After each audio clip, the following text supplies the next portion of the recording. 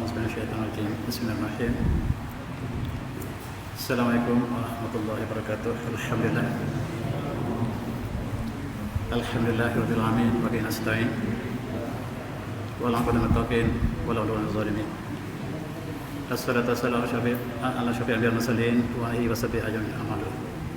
Ya, assalamualaikum Pak Imam, Tuan Bilal, muslimin yang dirahmati Allah sekalian. Alhamdulillah dapat bersama lagi dengan Masjid Biru Kertih, barangkali dengan izin Allah selepas 2 tahun barangkali, dan dengan penuh kesyukuran hari ini kita bertemu kali, dan saya diminta oleh Ketua Kuasa untuk bincangkan tentang tajuk seperti yang tertera di situ, ialah ke depan sinar Islam di bumi Rusia dan Transonia. Dan ini ialah satu kisah masyarakat Islam yang hidup di Rusia dan juga kawasan yang kita sebut sebagai Transonia.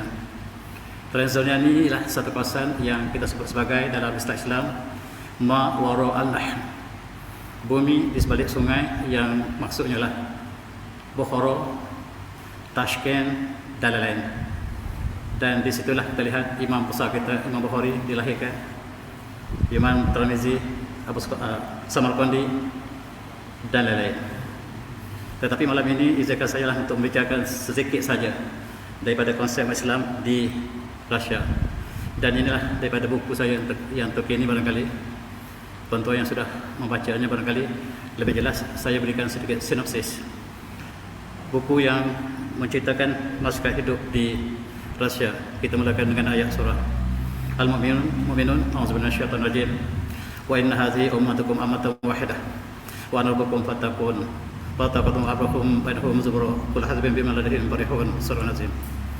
Dan sesungguhnya inilah umat kamu, umat yang satu, dan aku, kata Allah, Tuhan kamu, dan adalah kamu menyembah aku. Maka mereka berpecah-pecah dengan kumpulan masing-masing, dan setiap kumpulan ini mereka menyangka mereka lah golongan yang benar, dan mereka bergembira dengan kumpulan mereka. Inilah satu peringatan yang Allah berikan bahawa kitalah umat yang satu, Allah yang satu, bumi yang satu, Rasul yang satu. Tetapi kita masih berpecah. Dan kalau kita kembali kepada zaman manusia yang awal, manusia sejak daripada Nabi Adam AS, kemudian seluruh manusia telah terlibat dengan berbagai angkara sehingga Allah telah utuskan Rasul dan Rasul. Dan selepas itu mereka dimusnahkan apabila mereka telah menolak kebenaran. Sehinggalah Nabi Nuh AS telah diutuskan, tetapi mereka juga melakukan perkara yang sama. Mereka menentang Nabi Nuh AS, sehinggalah Allah telah menenggelamkan seluruh kaum Nabi Nuh. Dan apabila Nabi Nuh selamat, maka kapal Nabi Nuh terdampar di kawasan utara Turki, dekat dengan Georgia. Maka turunlah Nabi Nuh dengan para pengikutnya. Dalam tafsir dikatakan seramai 80 orang, dan mereka bersyukur, dan Allah takdirkan semuanya telah meninggal dunia kecuali 3 orang anak Nabi Nuh yang Allah teruskan nuzul mereka. Anak mereka sebagaimana disebut dalam gambar ini ialah Sem, Yafith dan Ham. Inilah 3 bangsa manusia hari ini. Dan kita juga ada 3 jenis darah, A, B, O. Dan ayah kita juga 3 orang selepas turun Nabi Nuh. Allah takdirkan bangsa yang paling dominan di dunia ialah anak Yafith, kemudian anak Sem dan anak Ham. Ditakdirkan anak Ham diminta oleh ayandanya supaya berpindah ke Afrika. Maka diturunkan bangsa yang besar yang hari ini kita panggil Afrikano. Adapun anak-anak Sem, mereka tinggal di Syam. Di Syam ialah maksudnya anak-anak daripada Syam, Sem bin Nuh AS. Daripada anak Sem inilah Allah telah utuskan para rasul, barangkali kesemuanya daripada anak Sem. Dan anak yang paling dominan ialah Yafith. Yafith ialah gambar yang di kawasan merah itu. Dipanggil hari ini dalam polis forensik, dikatakan bangsa Kaukasia, sebab mereka tinggal di pajaran gunung Kaukasus. Inilah bangsa yang paling dominan di dunia ini. Daripada mereka lah Allah takdirkan pemimpin dunia hari ini, daripada China sampailah ke Eropah. Dan kalau kita lihat dari segi slogan mereka, dan disinilah dikatakan Nabi Nuh mendarat dan Allah bersamakan mereka. Kesan-kesan daripada kapal Nabi Nuh dapat kita saksikan hari ini. Dan keturunannya yang saya fokuskan kepada bangsa keturunan Yafis.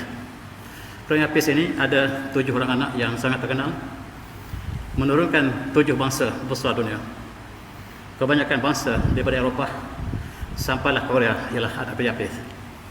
Sifat anak Yafis ini ialah sangat pintar, bijak, dan kebanyakan pemimpin dunia ialah daripada anak Yafis.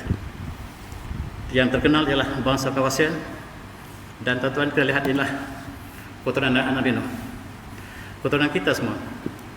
Kita daripada Setaya barangkali sukar untuk lihat raja yang sangat kecil, Nabi Nuh, dan dipecahkan kepada anak Yafis. Yafis inilah satu bangsa yang besar, yang hari ini kita lihat dengan kajian diri kita dapat trace bangsa Korea, bangsa China, bangsa Jepun, Rusia, dan Eropah ialah daripada DNA yang sama. Maksudnya mereka berdaya yang sama. Mereka digelar oleh polis forensik sebagai Kaukasian, yang kadang-kadang disebut juga sebagai Mongoloid, satu lagi kaum selain pada Semitik. Dan itulah bangsa manusia, dan sesungguhnya kamu semalah umat yang satu, dan akulah Tuhanmu, dan sembahlah aku, kata Allah dalam ayat tadi. Kita lihat kembali kaum Yafis ini yang telah bermasatin di bumi Kaukasus, yang hari ini dia menjadi bangsa Rusia, bangsa Mongolia, dan sebahagian daripada bangsa China dan Korea. Di sinilah mufti Moskow ialah orang Mongolia, orang Tatar. Tatar datang untuk menghancurkan Islam, tetapi apabila Allah telah berikan hidayah kepada mereka, mereka lah yang berjuang membawa Islam ke Rusia. Dan di sini kita lihat mufti ini mengatakan sekarang penduduk Rusia telah mencapai 25%, 25 juta manusia, iaitu bilangan mukmin Muslim yang paling ramai di negara bukan Islam, dan itulah negara Rusia. Dan dikatakan bahawa Islam sampai di sini ketika zaman para sahabat. Dan ini masjid yang berada di Deban, di kawasan Rajasthan sekarang, ialah masjid yang tertua di Rusia, yang dibina ketika zaman Sayyidina Umar bin Khattab. Dan para sahabat telah sampai ke sini begitu lama, dan mereka yang sampai ke kawasan selatan Rusia ini ialah golongan terpilih daripada para sahabat, iaitu daripada bangsa Quraisy. Di sini para sahabat yang besar menghantar sahabat-sahabat besar daripada Quraisy, dan masjid yang ada sekarang yang dinamakan Masjid Jumaah ialah kesan yang dibina berkali-kali sebagai masjid yang pertama di bumi Rusia. Dan kita lihat di sebelahnya terdapat 40 makam para sahabat, dan inilah tempat yang paling tinggi, paling banyak para sahabat berkumpul satu tempat selain pada Madinah. Di sini terdapat 40 para sahabat, dan nama-namanya saya senaraikan dalam buku itu.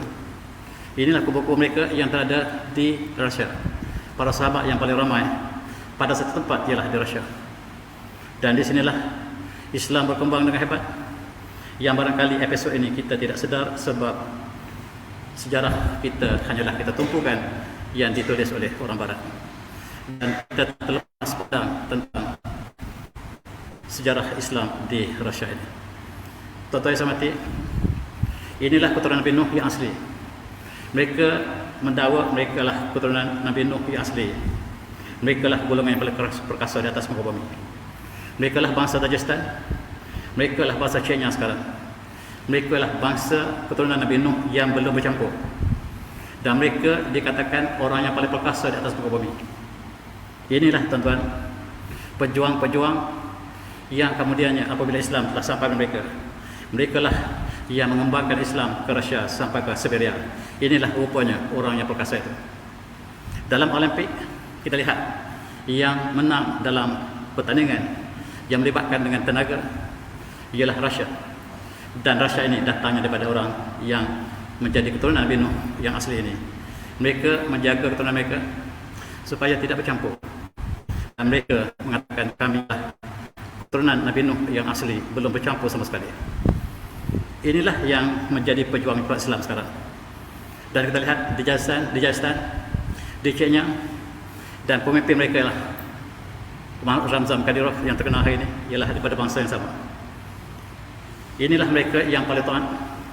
Walaupun mereka telah dijajah kemudian oleh Rusia, mereka kekal sebagai bangsa yang paling taat, yang kita pastikan bahawa apa yang mereka bawa daripada syariat Islam mereka laksanakan dalam konteks masyarakat mereka. Inilah bangsa Kaukasia yang mereka dakwa mereka adalah bangsa yang paling perkasa. Kalau wrestling, inilah orangnya, tokoh yang tidak dapat dikalahkan oleh orang lain. Mereka Allah kurniakan badan yang perkasa dan wanitanya dianggap wanita tercantik dunia. Wanita tercantik dunia ialah orang China, bangsa Kaukasia. Dan kita lihat inilah yang menjadi kebanggaan orang China, dan mereka tidak boleh mereka mengalah daripada bercampur nasab mereka. Tuan-tuan boleh melawat China dan saksikan apakah yang saya kata ini benar atau tidak. Mereka satu kaum yang mengamalkan tarekat. Mereka banyak mengamalkan tarekat Qadiriyah, Naqsyabandiyah dan seumpamanya. Mereka apabila mereka berjuang, mereka berzikir. Dan hari ini apabila Ramzan Kadyrov bersama-sama dengan tenteranya masuk Ukraine, mereka berzikir beramai-ramai. Mereka melakukan takbir. Dan dikatakan Ramzan Kadyrov, Presiden Chechnya sekarang, berzikir 1 juta setari, yang saya dapati orang Malaysia tidak pernah lakukan. Kekuatan orang Chechnya yang ditakuti oleh NATO, yang ditakuti oleh Eropah, ialah orang ini. Mereka termasuk dalam Rusia sekarang, dan mereka lah yang berjuang bersama Putin. Dan apakah rahsia mereka bersama Putin? Yang inilah barangkali kita sentuh sedikit tentang sejarah Islam di Rusia. Satu masa dulu, Rusia ketika di bawah pemerintahan rajanya yang zalim, raja yang disebut sebagai Tsar, dia sangat zalim dan umat Islam dizalimi. Bukan sahaja di kawasan timur Rusia, tetapi seluruh kawasan Transylvania mereka dizalimi oleh pemimpin mereka, khususnya Raja Nicholas, raja yang sangat zalim. Tetapi kekuatan bangsa ini ialah mereka tidak dapat dikalahkan. Ratusan tahun mereka diburu oleh Rusia, tetapi mereka kekal dengan perjuangan sebab Rusia ialah zikir. Zikir inilah yang tidak dapat dikalahkan oleh Rusia. Mereka bangkit dan akhirnya kita lihat mereka dijajah sepenuhnya oleh Rusia. Mereka dizalimi sehinggalah kemuncaknya apabila komunis ditubuhkan dengan nama Soviet Union. Soviet Union dipimpin oleh 2 orang yang sangat zalim. Dan inilah sebelum itu Raja Tsar yang menzalimi umat Islam. Dan selepas Tsar yang menzalim ini, maka zalim yang lebih dahsyat dilakukan oleh 2 orang ini, Lenin dan Stalin. Sebelum ini mereka menjadikan agama Ortodok sebagai agama mereka. Tetapi apabila diperintah oleh 2 orang ini, mereka telah menukarkan daripada Ortodok kepada komunisme yang tidak ada Tuhan sama sekali. Oleh sebab itu mereka yang bertuhan, khususnya umat Islam dan Ortodok, dibunuh dan dizalimi. Berlaku selama 70 tahun.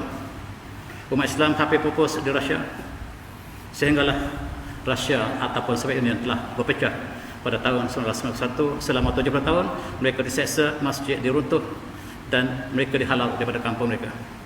Ini pemandangan orang Chechnya. Mereka dihalau pada tahun yang sangat lewat dan mereka sentiasa dirundung malam. Itulah nasib umat Islam di Rusia satu masa dulu. Dan sejarah telah berubah. Apabila Rusia di bawah Gorbachev telah masuk ke Afghanistan dengan harapan mereka ingin mengembangkan pengaruh mereka ke kawasan Asia dan kawasan Laut Hindi, dan apa yang berlaku, mereka dikalahkan oleh tentera Amerika. Yang tentera Amerika menggunakan Taliban. Taliban digunakan oleh mereka untuk menentang tentera Rusia, dan akhirnya tentera Rusia telah jatuh dan Soviet Union telah berpecah. Taliban ini ada hubungan Al-Qaeda dan mereka lah yang menguasai kawasan tersebut, dijadikan sebagai tentera Amerika. Mereka ditubuhkan oleh Amerika supaya menentang Rusia. Akhirnya Rusia telah kalah dan Rusia pun berpecah 15. Soviet Union yang perkasa tersebut telah berpecah. Yang sebelah Eropahnya Armenia, Azerbaijan, Belarus, Estonia, Georgia dan sebagainya, termasuklah Ukraine. Ukraine ialah negara Soviet Union yang dimerdekakan apabila Gorbachev tidak dapat sokongan daripada rakyat sendiri. Amerika mengambilkan peranan, akhirnya mereka merdekakan 6 buah negara yang berpadu dengan Soviet Union. Di sebelah timur, negara umat Islam juga dimerdekakan. Antaranya lah Tajikistan, Turkmenistan, Uzbekistan dan Kazakhstan dimerdekakan oleh Rusia. Ketika itu dia sangat lemah dan Amerika ambil peranan untuk melemahkan negara Soviet Union dan akhirnya tinggallah Rusia kembali.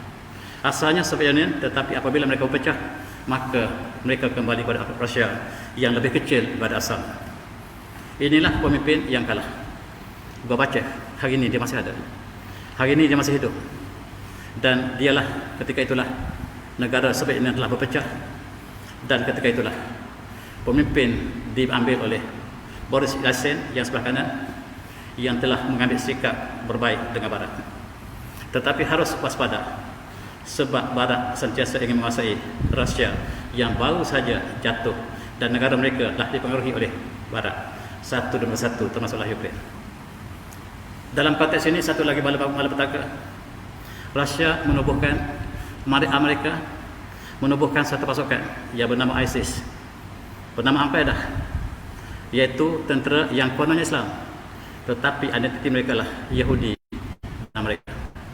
Mereka inilah yang melakukan kerosakan di atas bumi dan mereka ingin masuk ke Rusia melalui orang ini. Seolah-olah mereka jadikan orang ini sebagai orang Islam. Kononnya pakaian seperti Islam, menyeru kalimah Allah, tetapi sebenarnya sebaliknya. Mereka ingin merosakkan Islam dari dalam. Dan inilah Daesh. Daesh iaitu yang kononnya ingin membentuk sebuah negara Islam di Iraq dan Syam. Tetapi cita-cita mereka untuk mengambil daripada Maghrib sampailah kepada Masyriq dan Maghrib. Cita-cita mereka ini gambar cita mereka yang mereka lah ditubuhkan oleh Amerika. Dan tujuannya lah untuk ditubuhkan oleh Barat, Amerika, New World Order, supaya merosakkan Rusia, sebab Rusia lah superpower masa dulu walaupun ke tahun 1991 telah jatuh. Inilah gambarannya. Daesh ialah orang yang dilatih oleh Amerika dan diberi latihan oleh Israel menggunakan uang Arab Saudi dan Qatar. Maka lahirlah Daesh. Daesh inilah yang dibela oleh Amerika, yang sentiasa ganas, seolah-olah ingin mereka menunjukkan bahawa Islamlah ganas. Mereka merosakkan Islam dari dalam, dan tujuan mereka lah untuk masuk ke Rusia. Dan Rusia sekarang berdepan dengan masalah ini. Mereka masuk ke Chechnya sebab Chechnya lah orang Islam, dan mereka mengatakan kami orang Islam yang ingin membawa anda kepada negara umat Islam yang bersatu. Kita ingin tubuhkan seorang khalifah. Cukup cantik slogan mereka, tetapi di sebalik slogan yang indah ini ada racun yang berbisa. Inilah gambaran, dan inilah yang menubuhkan ialah Clinton. Keluarga Clinton ialah mereka yang menubuhkan Daesh, yang dibantu oleh Saudi, dibiayai oleh Amerika. Tujuan untuk merosakkan Islam di dalam, sebab di Chechnya Islam pertahanannya sangat kuat. Oleh sebab itu lemahkan Islam di Chechnya supaya kita dapat masuk ke Rusia. Tuan-tuan yang semati, mereka datang daripada perancangan Zionis yang sudah menguasai Amerika. Dan kita lihat keluarga Rothschild yang telah menguasai Amerika sejak daripada Presiden Amerika pertama, iaitu George Washington, telah diperintah oleh keluarga ini. George Washington menggunakan uang yang diberikan oleh keluarga Yahudi, sehingga Amerika telah terjajah oleh Yahudi sejak pada kurun ke-18, dan tidak ada satu pun presiden mereka yang bebas pada Yahudi. Sebarang presiden yang menentang Yahudi, mereka akan berakhir. 2 orang presiden Amerika yang menentang Yahudi telah ditembak mati. Kedua-duanya lah Abraham Lincoln dan John F. Kennedy, yang sangat-sangat menentang Yahudi, telah berakhir dengan pembunuhan. Inilah yang mereka lancarkan. Dan sekarang mereka gunakan ISIS untuk tujuan mereka. Dan inilah pemimpin Yahudi. Dia mengatakan bahawa bahasa Daesh bidaesh lihayatina, dan dia, Allah telah memutuskan, Tuhan memutuskan Daesh untuk menjaga negara Israel. Inilah yang disebut oleh Barat bahawa dogs never bite their own tails, bahawa anjing tidak mungkin gigit ekornya sendiri. Oleh sebab itu Daesh, ISIS yang mengganas seluruh dunia, tetapi tidak pernah sentuh Yahudi, tidak pernah sentuh Israel, sebab dialah bekerja untuk Israel sebagaimana yang diakui oleh pemimpin Yahudi ini. Kisah ini berkali dia menjadi head on collision dengan berita yang sampai dalam TV kita. Dan tuan-tuan, marilah kita buka hati dan perasaan kita untuk menilai apakah perjuangan umat Islam di Rusia sangat-sangat keliru, sebab satu golongan yang sedang berjuang di Chechnya yang dipimpin oleh Kadyrov sedang bertembung dengan satu kumpulan yang mengatakan bahawa Daesh ataupun Chechnya ini bukan Islam yang sebenarnya. Islam yang sebenarnya lah ikut sunnah sebagaimana yang dibawa oleh Daesh. Dan umat Islam telah sebahagiannya berpihak pada Daesh dan untuk melemahkan Islam yang berada di Chechnya. Tujuanlah untuk masuk NATO ke Chechnya dan menguasai Rusia. Itulah perancangan mereka. Dan inilah yang dikesan oleh Putin. Putin memberitahu kepada pemimpin Islam di Rusia, sebab Chechnya adalah sebahagian daripada negara Rusia yang tidak dimerdekakan. Cukup ganjil. Kazakhstan, Uzbekistan, Kyrgyzstan telah dimerdekakan oleh Rusia, tetapi mereka masih pegang Chechnya dan Dagestan sebagai negara daripada negara Rusia. Putin sebagai ketua KGB yang mengetahui rahsia, dia mengatakan kepada pemimpin Chechnya bahawa yang masuk ke negara kamu, yang berjuang sebagai ISIS, yang kononnya untuk mendirikan negara Islam, itu ialah Amerika, di belakangnya Yahudi. Dan inilah yang mereka bawa spanduk la ilaha illallah ini, bukan pejuang Islam, tetapi mereka lah untuk merusak Islam, kata Putin. Dalam konteks ini, Al-Qaeda telah membunuh mufti Chechnya, yaitu Ahmad Kadyrov. Dan itulah sebabnya mufti yang berpegang pada Islam Ahli Sunnah wal Jamaah telah dihapuskan oleh ISIS, dan mereka mendakwa kamilah kumpulan yang benar, yang lain tidak benar, mereka lah terlibat dengan segala bid'ah. Dan inilah korbannya Ahmad Kadyrov, mufti dan pemimpin Chechnya, dan anaknya menggantinya, yaitu Ramzan Kadyrov. Ramzan Kadyrov bersumpah dan dia mengatakan bahawa ISIS inilah ciptaan Yahudi, dan dia akan berjuang dengan tentera yang diasuh dengan sufism, dengan kalimah ilahi, dengan zikir, supaya mereka satu masa menentang Yahudi. Dan hari ini mereka buktikan. Mereka bersama-sama dengan tentera Rusia masuk Ukraine untuk menentang Yahudi, sebab Ukraine adalah Yahudi. Tuan-tuan yang semati, Putin satu tokoh yang ganjil. Pada mulanya dia memusuhi Islam yang sangat hebat. Dia membunuh umat Islam, dia mengisytiharkan perang ke atas Chechnya.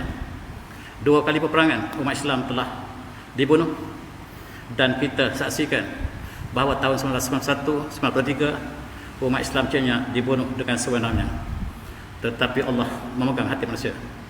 10 tahun lepas, tiba-tiba masjid diruntuhkan oleh Putin bangun kali, dan dia jadikan Ramzan Kadyrov, presiden Chechnya sekarang, sebagai agennya untuk berhubung dengan negara Islam, sebab dia sedang menghadapi musuh yang besar, iaitu NATO dan Eropah.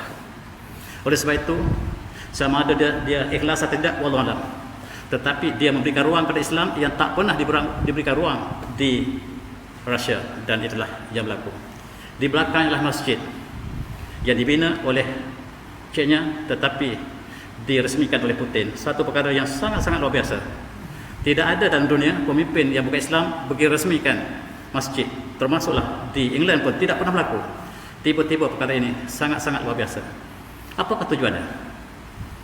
Dan kita lihat masjid yang terbesar Eropah diberi nama Masjid Rasulullah, yang sangat cantik, dibina di bawah restu Putin di Grozny. Masjid ini berubah warna, sangat gemilang waktu malam, Dan itulah satu simbol bagaimanakah pemimpin yang tidak Islam ini memberikan ruang kepada Islam. Barangkali dia ada agenda, dia sebalik agenda. Tetapi inilah buat pertama kali umat Islam dapat bernapas, sebab selama ini mereka ditentang, dizalimi, dibunuh, dihalau, tetapi sekarang berbeza sama sekali. Bukan saja diruntuhkan masjid, tetapi dibina kembali. Dan ulama buat pertama kali diakui. Yang berada di atas mimbar itu ialah ketua ulama Rusia yang diberikan iktiraf oleh Putin. Putin mengakui dia adalah sebagai wakil kepada umat Islam untuk melaksanakan syariah di Rusia. Sekali lagi, untuk melaksanakan syariah di Rusia, perkara yang tak pernah kita fikirkan. Dan inilah kita lihat suasana yang sangat berbeza. Rusia di bawah Putin mengadakan persidangan Islam di Moskow. Sekali lagi, Putin melaksanakan persidangan Islam di Moskow. Dan persidangan ulama terbesar dunia diadakan di Grozny pada tahun 2016. Bukan di Timur Tengah, bukan di Afrika ataupun di Mesir, tetapi di negara komunis Rusia. Apakah maksudnya? Ini tidak dapat dijangkakan oleh penganalisis politik. Di atas meja Putin ada Al-Quran. Qurannya setiap hari dia lihat. Itu sebabnya penganalisis daripada Arab, mereka menggelarkan olok-olok Presiden Muhammad Putin. Mereka menggelarkan secara olok-olok, tetapi dia bercakap tentang Al-Quran. Dan sekali Presiden Macron Perancis menghina Rasulullah, dan dia bagi warning kepada Macron, Rasulullah ialah manusia yang paling mulia di atas muka bumi. Apakah orang pakai Islam boleh bercakap seperti itu? Dan dia membaca Al-Quran. Dia membaca Al-Quran sebagai asas kepada jawapannya. Dan ini sungguh mengherankan. Seorang yang bukan Islam tetapi memetik ayat Quran, memuliakan ulama, dan memberi ruang supaya masjid dibina kembali, dan memberikan ruang umat Islam menggunakan syariahnya, termasuklah dalam bentuk pakaian. Ini masjid Moskow, ini Universiti Moskow. Pensyarahnya pakai di Malaysia apa tidak seperti ini? Hatta di Fakulti Islam di Universiti UIA tidak seperti ini. Ini pandangan di Moskow, di China. Dan mereka telah membina Universiti Islam yang banyak. Dunia heran. Tetapi NATO mengetahui apakah sebabnya, dan Rusia harus dimusnahkan secepat mungkin. Inilah suasana yang tak pernah kita bayangkan. Di Rusia, pemandu taksi dibawa oleh wanita, tak boleh naik taksi oleh lelaki. Dan ini pemandu taksi dia. Kalaulah Ratu Cantik dia tak tahu macam mana. Ini pemandu taksinya. Ini tuan-tuan orang Rusia yang barangkali tuan-tuan jangan melawat China kesorangan bawa isteri. Dan tuan-tuan, ini ialah Ramzan Kadyrov, menjadi penodong setia kepada Putin, dan dia memimpin tentera yang sangat ditakuti oleh NATO. Kumpulannya tidak ramai, tetapi kualiti yang sangat hebat. Setiap tenteranya wajib berjanggut. Tidak tentera China yang tidak berjanggut. Setiap tentera diwajibkan solat berjemaah subuh. Subuh wajib. Dan inilah yang tidak dipamerkan oleh berita kita. Ini tidak dipamerkan oleh berita barat. Dan oleh kerana diberikan ruang kepada Putin, Putin mewajibkan tenteranya berzikir. Dan jumlah zikirnya telah ditetapkan pada setiap tentera. Dan inilah yang digerungi oleh NATO apabila kita lihat Kadyrov telah memimpin tenteranya untuk masuk Ukraine. Apakah sebenarnya berlaku di Ukraine? Tuan-tuan, perancangan mereka ialah untuk melemahkan Rusia. Sejak daripada tahun 60-an dirancang oleh mereka, sebab mereka di bawah New World Order ingin menguasai dunia. One world leader, one world religion, one world government, one world currency. Dan masalah mereka hanya ada dua masalah besar dunia, iaitu Rusia dan China. Rusia dan China harus dilemahkan. Dan oleh sebab itu perancangan dilakukan sejak turun-temurun. Asalnya mereka nama Zionis. Sebelum Zionis mereka bernama Bani Qanuqa. Sebelum Zionis namanya Bani Qurayzah, Bani Nadir, Bani Khaybar. dihalau oleh Rasulullah. Mereka bertebaran ke dunia dan mereka akhirnya tidak cantik, indah dengan nama Qainuqa, mereka tukar jadi Zionism. Sekarang mereka lupakan Zionism, mereka letak nama baru, New World Order. Orang sama, Bani Quraidah. Ini Bani Quraidah yang merancang untuk mencipta satu dunia, satu kerajaan. Siapa kerajaan itu? Yahudi. Yahudi merancang untuk jadikan dunia satu kerajaan. One world government, one world religion, one world currency, dan yang terakhir mereka berjaya. US dollar ialah wang Yahudi. Di gambar wangnya ada piramid, ada mata satu. Itu tanda Yahudi yang digunakan sedunia, dan ekonomi dunia dikawal oleh wang ini. Wang ini tidak ada cagaran. Wang ini hanyalah diberikan status wang oleh pemerintah. Sekiranya kerajaan Amerika tidak ada, maka wang US dollar tidak laku satu sen. Dan mereka berjaya tiga, yang terakhir. Tetapi tiga lagi mereka belum berjaya. Perancangan mereka untuk melakukan apa yang dua, tiga lagi. Ini ialah mastermind mereka yang utama. Kata Kissinger, setiausaha Amerika di bawah Nixon, dia mengatakan bahawa untuk laksanakan 3-4 rancangan ini, mula-mula sekali lemahkan Asia Tengah, Timur Tengah. 6 negara harus dihancurkan. Antaranya ialah Afghanistan, Iraq, Syria. Palestin sudah utama. 6 negara disebut secara spesifik oleh Kissinger harus dihancurkan sebelum tahun 1980. Dan perancangan ini telah hampir berjaya. Mereka telah memberikan uangnya banyak kepada tentera Yahudi untuk membunuh umat Islam di Palestin. Ini perancangan daripada 3-4 perancangan tadi. Dan supaya Palestin dikuasai sepenuhnya oleh Yahudi. Bukan saja Palestin. Selepas Palestin harus masuk ke Syria. Lepas Syria, Jordan, Lebanon, kemudian Mesir, Turki, dan Iraq. Dan itulah negara yang mereka ciptakan. Dan tuan-tuan, kita lihat dengan senjata yang mereka pakai inilah, maka umat Islam diceroboh di Masjid Al-Aqsa. Setiap bulan puasa mereka ceroboh kita. Kali terakhir ialah pada tahun lepas, ketika kita sedang menyambut hari raya dan hampir kita sedang bersolat tarawih, mereka telah menceroboh umat Islam di Aqsa. Ini sebahagian daripada perancangan mereka supaya Palestin dipenuhi sepenuhnya oleh mereka. Mereka bercita-cita untuk menjadikan Jerusalem, di mana adanya Masjid Al-Aqsa di situ, sebagai pusat pemerintahan New World Order, bukan untuk Israel, tetapi untuk New World Order sedunia harus berpusat di situ. Kita berhenti di sini. Atau azan dulu. Okey, so.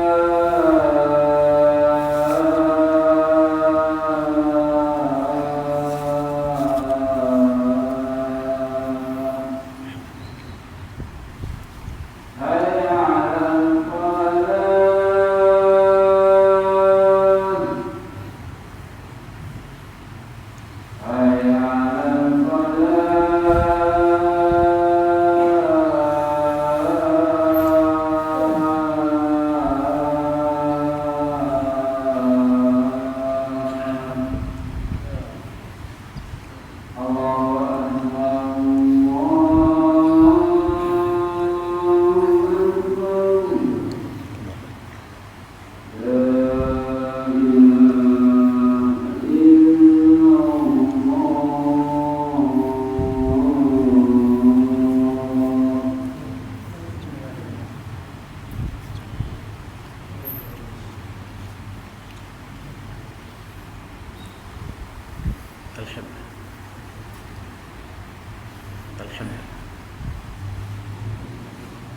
Okey, alhamdulillah sudah kita katakan.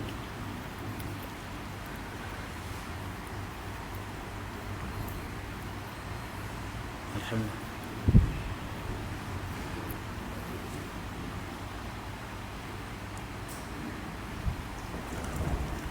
Okey, alhamdulillah. Dan mereka sedang telah membina sebuah sinagog di bawah Masjid Aqsa. Ini bangunan yang telah siap di bawah Masjid Aqsa. Masjid Aqsa harus diruntuhkan tahun ini. Oleh sebab itu, bangunan baru akan dibina sebagai pusat pemerintahan New World Order. Yahudi bakal memerintah dunia mengikut perancangan mereka, sama ada mereka percaya tidak, hanyalah Allah yang tahu. Dan inilah bangunan yang mereka cadang untuk bina kembali, meruntuhkan sepenuhnya Masjid Aqsa. Oleh sebab itu, setiap bulan Ramadan mereka akan mengganas tujuan supaya umat Islam telah lari daripada kawasan tersebut, dan mereka akan membina kawasan baru. Perancangan mereka ialah untuk menawar dunia, dan musuh mereka hanyalah dua, China dan Rusia. China dan Rusia harus dihapuskan. Oleh sebab itu, mereka telah menceroboh dunia sejak daripada lepas Perang Dunia Kedua. Mereka menceroboh seluruh dunia. Kapal mereka berada di mana-mana, dan mereka kuasai media. Apabila mereka menceroboh Iraq, mereka mengatakan Iraq yang ganas. Apabila mereka serang Iraq dan Iraq pertahankan negeri mereka, maka hasilnya Saddam Hussein disahkan pengganas yang menyerang Al-Hero. Itulah media yang mereka mainkan. Tidak ada tempat yang tidak mereka serang. Vietnam yang tidak ada apa-apa kesalahan, mereka serang, dan mereka kalah di Vietnam. Mereka masuk Cuba, mereka kalah di Cuba. Mereka masuk Somalia, mereka kalah di Somalia. Mereka tak pernah menang perang. Mereka tunjukkan kekuatan, tetapi jiwa mereka kosong. Dan kita lihat bagaimanakah mereka merancang. Inilah penjaringan besar dunia, namanya Henry Kissinger. Dia beri tugas kepada Trump supaya hancurkan Timur Tengah. 6 negara Timur Tengah harus dihancurkan. Ini orangnya yang dia jadikan sebagai ikon oleh negara Malaysia. Dia mesti kita pelajari pemikirannya sebagai tokoh yang paling hebat di dunia dalam konteks kurun yang baru ini. Dan dialah sebagai perancang untuk menghancurkan Islam dunia. Mereka merancang, Allah merancang yang lain. Dan tugas diberikan kepada Biden, hancurkan China. Tugas pada Trump, hancurkan Timur Tengah. Dan sekarang mereka masuk era yang ketiga untuk menghancurkan Rusia dan China. Oleh sebab itulah dunia yang mereka ciptakan, seluruh dunia harus tunduk pada mereka. One world leader, one world government, one world religion. Islam pun harus dihapuskan. Dan one world currency. Dan yang keempat, mereka telah berjaya. Inilah peta mereka, tidak ada tempat yang mereka tidak jajah. Dan sekarang mereka merancang New World Order yang agendanya banyak. Agenda 1, 2, 3, 4 sampai ke 40. Dan agenda 21 cukup menakutkan. Depopulation, iaitu hapuskan separuh penduduk dunia. Penduduk dunia harus dihapuskan. Siapa yang rancang? Orang ini, namanya Henry Kissinger, yang ada pemimpin Malaysia dilatih oleh dia. Siapa dia? Tuan-tuan cari. Ada seorang pemimpin Malaysia dilatih khusus oleh Henry Kissinger untuk melaksanakan agendanya di sini. Tuan-tuan cari siapakah pemimpin itu. Dan dialah yang merancang untuk menghancurkan Islam dunia. Dan tuan-tuan, agenda ini sangat menakutkan. Apa yang berlaku sekarang ialah sebahagian perancangan mereka. Dan negara yang mereka serang, cuba tuan lihat, tidak ada negara yang tidak diserang oleh mereka. Tetapi mereka masih kekal dari dunia sebagai hero dunia. Sebab mereka pegang seluruh media dunia. Dan seluruh CNN kita rujuk untuk menjadi berita kita. Dan semakin lama kita tengok Hollywood, kita makin sayang kepada Amerika, kita masih makin benci kepada Islam. Islam pengganas, Islam tidak maju, Islam membuat perpecahan. Itulah yang kita akan dapat secara implisit apabila kita melihat TV kita, melihat filem Hollywood, melihat berita mereka, dan mereka tanamkan sejak 60 tahun lalu. Dan kita telah didoktrinkan mereka secara tidak sengaja. Sekarang perancangannya terakhir, masuk Ukraine, hancurkan Rusia. Perancangan ini 60 tahun lepas. Dan Gaddafi mengatakan sebelum dibunuh, tuan-tuan saksikan perancangan Yahudi selain pada menghancurkan Libya, menghancurkan Iraq, menghancurkan Turki, dia akan hancurkan Ukraine. Dan Ukraine ialah bumi bukan Islam. Bagaimanakah kata Gaddafi dia akan masuk Ukraine? Perancangan ini telah lama diketahui dunia. Caranya cetuskan peperangan di Ukraine dan minta supaya kita provok supaya Rusia masuk Ukraine dan kita berhak masuk Rusia. Itu sedang berlaku, tuan-tuan yang saya hormati. Dan sekarang apa yang Kissinger rancangkan, dia belum mati, tuan-tuan. Dan atau dia sudah mati, saya tak pasti. Belum mati. Dan sekarang perancangan Kissinger sekarang telah berlaku. Caranya, jadikan Ukraine sebagai negara satelit kepada Israel. Oleh sebab itu, perancangan Kissinger ialah masuk ke pintu Ukraine dan ini memberikan ruang Rusia akan masuk. Dan masa itulah kita hancurkan Rusia. Dan dia menggunakan NATO, menggunakan Persatuan Eropah. Dan tuan-tuan, mereka menjadikan Ukraine sebagai adik kandung mereka. Ingat ketika negara Israel ditubuhkan, maka seluruh orang Israel daripada dunia, daripada orang Yahudi daripada seluruh dunia masuk kepada Palestin yang ramai daripada Ukraine. Ukraine ialah sebagai tapak Yahudi sebelum terwujudnya negara Israel. Maka di sinilah kita lihat adik abang antara Israel dan Ukraine. Ini ialah gambar orang Ukraine selalu datang ke Jerusalem dan mereka meratapi bahawa bumi ini harusnya dihancurkan, umat Islam harus dihalau keluar dan kita binakan di sini yang mereka panggil Wailing Wall, satu bangunan baru.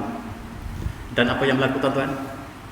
Ini ialah Presiden Ukraine sekarang yang digerung oleh Yahudi. Dia adalah Yahudi tulen. Dia Yahudi yang merancang untuk membunuh umat Islam di Palestin tahun lepas. Ini orangnya. Dia sekarang menjadi Presiden Ukraine. Dan dia menang pilihan raya secara tipu. Ini orangnya, namanya Zelensky, yang menjadi punca Rusia serang Ukraine. Ini orangnya. Sebab dia bukan Ukraine, dia adalah wajah Yahudi di bawah NWO. Dia adalah wakil kepada NWO. Dan tuan-tuan, dia sangat patuh kepada Yahudi yang merancang untuk hapuskan Palestin. Dan ini ialah Perdana Menterinya juga Yahudi. Satu-satunya negara dunia selain pada Israel yang Perdana Menteri dan Presidennya Israel ialah Ukraine. Itu sebab apa yang berlaku sekarang telah berlaku. Dan untuk menang Presiden, penipuan, dan Putin menyatakan bahawa Yahudi ini telah rasuah rakyat Ukraine sebanyak 6 bilion untuk menang sebagai Presiden. Dan rakyat yang tidak menyokongnya akan ditembak satu persatu. Ukraine adalah negara mafia yang tak ada ruang untuk orang yang baik untuk hidup di situ. Umat Islam ada di situ 1%, orang Yahudi 1%. Bagaimanakah dalam demokrasi 1% boleh menang mewakili seluruh orang Ukraine? Dan inilah, dan mereka lah rasuah yang paling buruk dunia ialah Ukraine, tuan-tuan. Dan cara yang dilakukan oleh New World Order ialah NATO masuk ke Ukraine, sedangkan Ukraine ialah bumi Rusia. Dia bekas bumi Rusia yang ketika dimerdekakan ada perjanjian. Perjanjian harus berkecuali. Sekarang Ukraine telah belot. dan NATO diberikan line merah supaya jangan mengganggu Ukraine, pun dia belot, maka berhak untuk diserang Ukraine. Tuan-tuan, itulah yang berlaku. NATO ialah ditubuhkan oleh New World Order. Sebab Amerika seorang tidak boleh mengalahkan China dan Rusia, terpaksa minta pertolongan Eropah, dan mereka membentuk NATO, Pakatan Tentera Atlantik Utara. Dan ini ditubuhkan semata-mata untuk melemahkan Rusia dan China. Sebab hanya dua inilah sajalah yang menjadi halangan kepada New World Order. Apa yang berlaku ialah Perdana Presidennya ialah sebagai budak suruhan kepada Yahudi. Dan tuan-tuan, Amerika sudah bawa tenteranya ke Eropah. Dan itu sebabnya Rusia terpaksa menyerang, sebab perancangannya mereka akan masuk ke Ukraine dan masuk ke sepadan Rusia. Maka inilah sebabnya Rusia telah bertindak lebih awal. Dalam konteks ini, Putin memberi amaran kepada Amerika, kalau anda masuk ke Ukraine, maka kami tidak dapat menahan diri daripada musyawarah perang. Dan itulah yang dikehendaki oleh Amerika, supaya manusia dunia melihat Rusia yang menyerang, bukan Amerika. Ia merancang mereka 60 tahun lepas. Apa yang berlaku, tuan-tuan? Mula-mula sekali mereka ingin mengambil Crimea. Crimea adalah bumi Rusia, yang asalnya ialah sebahagian dari Ukraine. Ukraine dimerdekakan, tetapi Crimea diambil balik oleh Rusia. Dia ambil tanah dia sendiri. Sebagaimana Saddam Hussein ingin mengambil Kuwait. Kuwait ialah sebahagian dari Iraq. Amerika berikan Kuwait kepada keluarga Sabah. Kemudian Iraq ingin ambil balik. Iraq yang jahat. Sekarang skrip yang sama. Crimea adalah bumi Rusia. Rusia ingin ambil buminya kembali, dan Rusia jahat. Skrip yang digunakan oleh Kuwait kepada Saddam Hussein digunakan untuk Rusia. Exactly skrip yang sama. Kita sudah tahu akhirnya Saddam Hussein dipersalahkan. Saddam Hussein dia pertahankan negaranya, digantung. Dan kita jangkakan Putin melalui nasib yang sama. Tuan-tuan, kata Putin, sebenarnya Amerika gunakan Ukraine untuk masuk ke Rusia. Dan oleh kerana Ukraine lah bumi kami ambil balik Ukraine. Jangan siapa ganggu, sebagaimana Saddam Hussein mengatakan, Kuwait adalah negara kami asalnya. Kami ambil kembali. Sebagaimana Ukraine mengatakan, Putin kata, that's not Ukraine, but my Ukraine. Ukraine is not Ukraine, but my Ukraine. Bukan saja Ukraine, saya akan ambil seluruh negara yang kami telah merdekakan. Kerana NATO, kami akan ambil kembali negara yang kami telah merdekakan. Dan 6 buah negara yang dimerdekakan oleh Rusia ialah Estonia, Latvia, Lithuania, Belarus, Ukraine dan Moldova.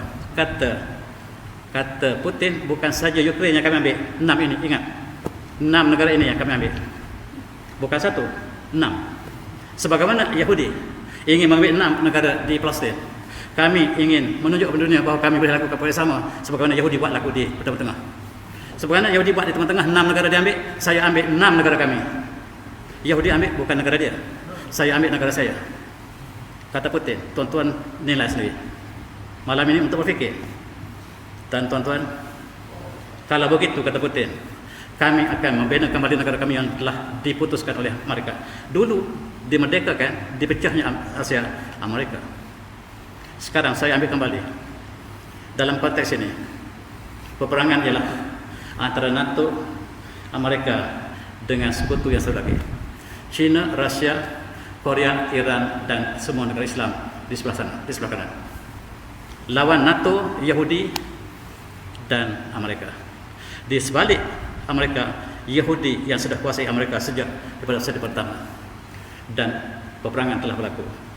Rusia telah declare perang ke atas Ukraine, dan segera Amerika membawa balik orang Yahudi yang ada di Ukraine. Baru kita tahu kisah yang bersambung. Baru kita faham bahawa yang ditolong oleh Yahudi, yang tidak Yahudi tidak ditolong. Bahkan untuk keluar orang lain tidak dibenarkan. Walaupun mereka juga turut keluar, tetapi dalam bentuk yang sangat sukar, tetapi yang diberikan keutamaan adalah orang Yahudi. Tuan-tuan, Perdana Menteri Israel dengan segera membawa 5,000 orang Ukraine masuk Israel. Dan ini akan perkuatkan Israel untuk melawan Palestin. Dan apabila ditanya kepada Iran, apakah sebab punca peperangan Ukraine? Kata Iran, tanya mafia US. US ialah mafia yang menyebabkan peperangan ini, bukan Rusia. Kata Iran, bukan saya. Kata Iran, tanya mafia yang merancangkan untuk perang ini 60 tahun lepas.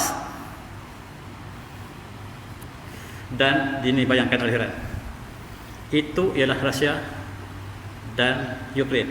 Mereka bergerak.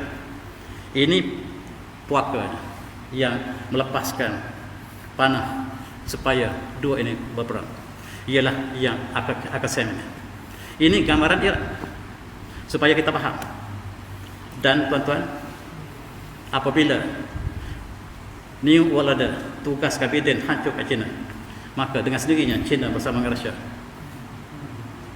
dan perancangannya lah untuk hancurkan Korea Utara, maka Korea Utara sendirinya bersama dengan blok ini. Dan inilah yang disebutkan bahawa NATO sedang merancang satu perkara lain, sebab plan A tidak boleh diteruskan. Plan B harus dicari dengan menggunakan senjata bioweapon yang sangat menakutkan. Dan tuan-tuan, kalau dilepaskan bioweapon, satu negara musnah, dan itu bakal digunakan ke atas Rusia. Tuan-tuan yang saya hormati, sebelum Olimpik bulan 2 lepas, Olimpik musim sejuk di Beijing, peperangan sebenarnya sudah berlaku. Cuma China mengatakan, tunggu habis saja Olimpik, maka mulalah peperangan. Peperangan telah dirancang oleh mereka, dan provokasi tentera mereka sudah ada di Poland. Maka Belarus memberikan ruang kepada Rusia.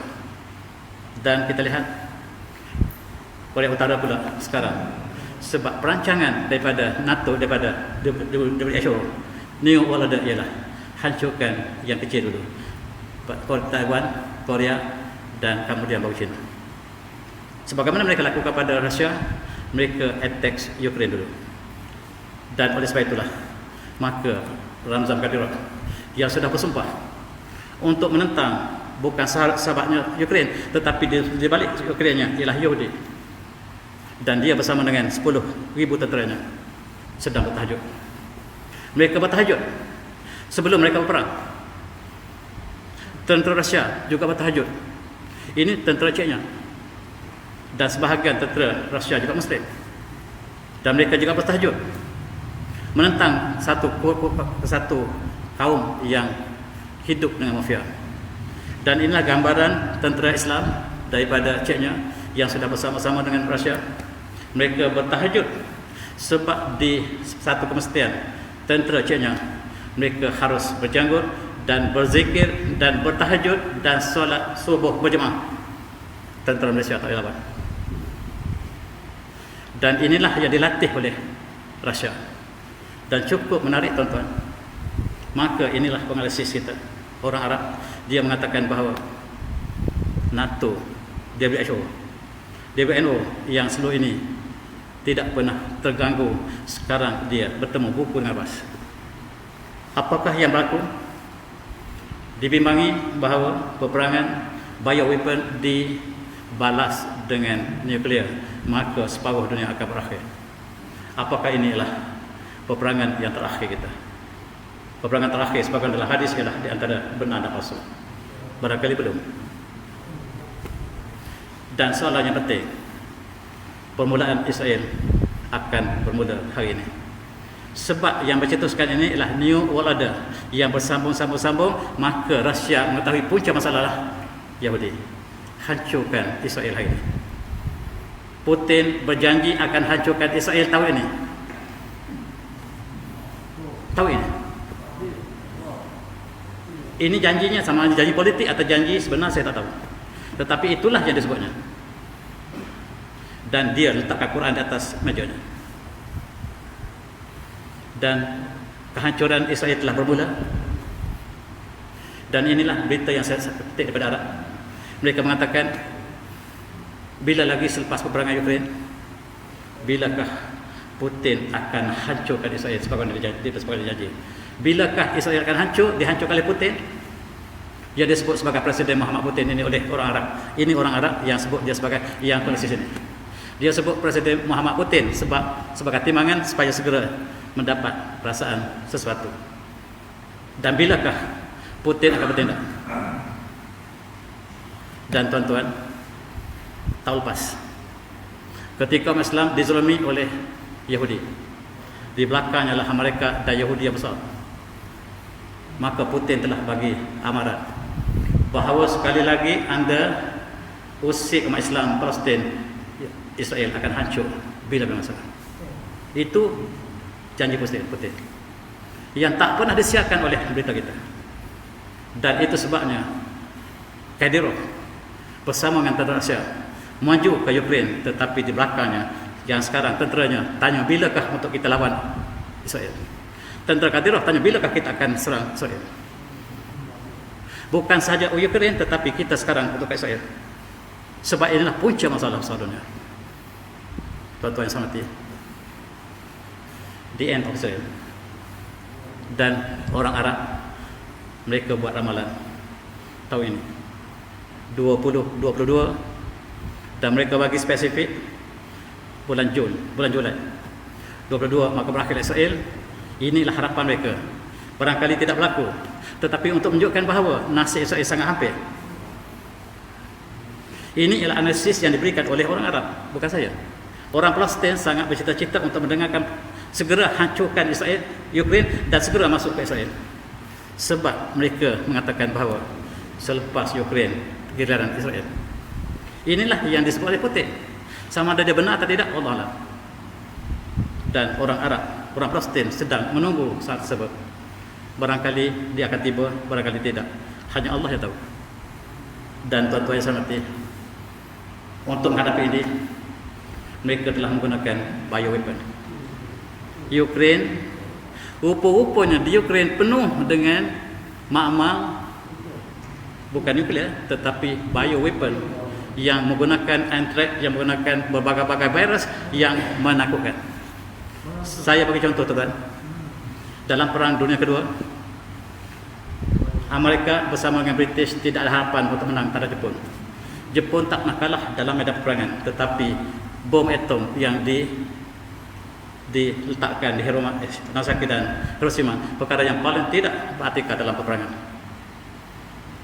Dan sekiranya tidak kalah Jepun, mereka sudah ada makmal anthrax di Portadown di England dan di Manhattan, Amerika. Mereka sudah bela anthrax untuk dihantarkan pada Jepun. Tiba-tiba Jepun telah kalah. Dan anthrax ini masih ada pada mereka. Mereka nak cuba kekuatan anthrax ini. Mereka lepaskan ada satu pulau di Scotland, di ujung Scotland. Selama 50 tahun tidak ada sebarang kehidupan di situ. Sehinggalah mereka telah sterilize kembali dan bawa balik kehidupan, barulah pulau itu ada kehidupan selepas 50 tahun. Tuan-tuan, bom anthrax dijangka dia hantar ke Singapura sebab itu pusat Jepun. Sekiranya Jepun masih tidak kalah selepas peperangan bom atom, mereka akan lepas ke anthrax di Singapura. Dijangkakan daripada Singapura sampai Filipina tidak ada sebarang kehidupan. Yang itu mereka akan gugurkan Rusia.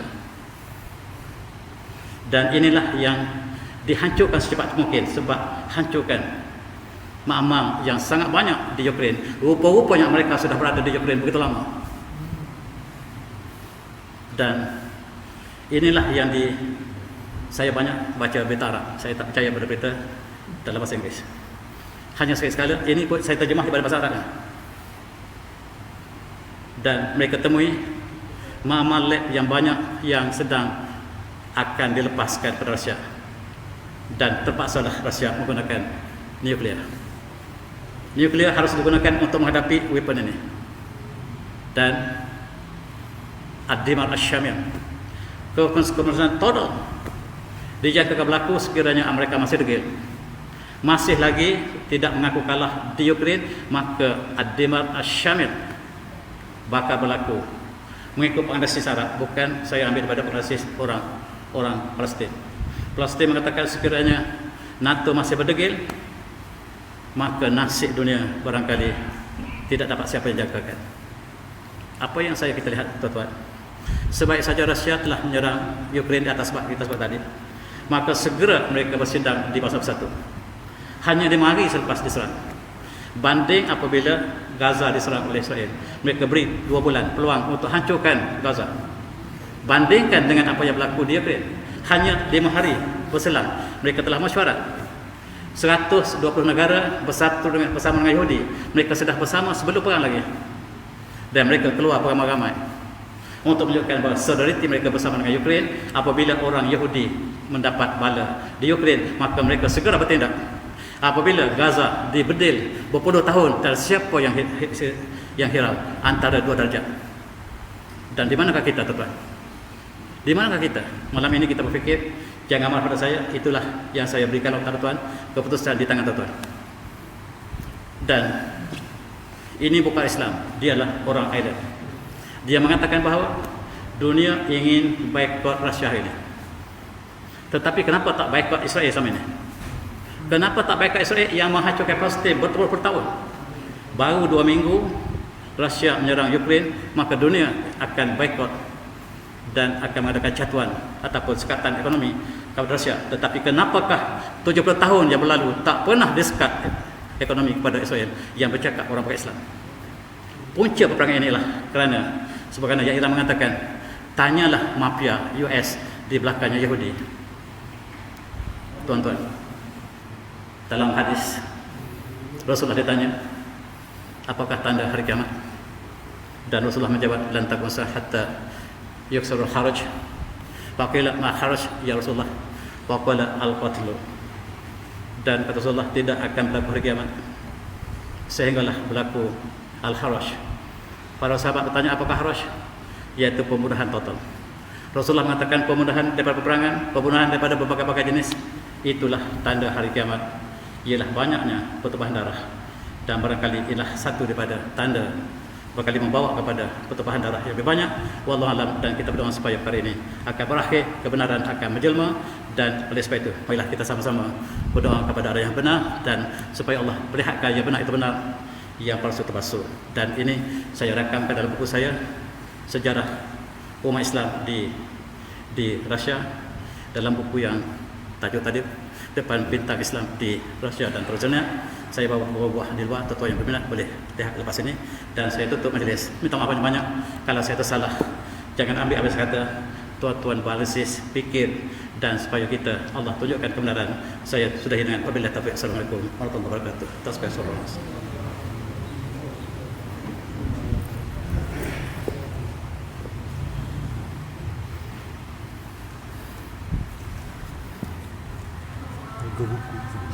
Tak apalah, so betul.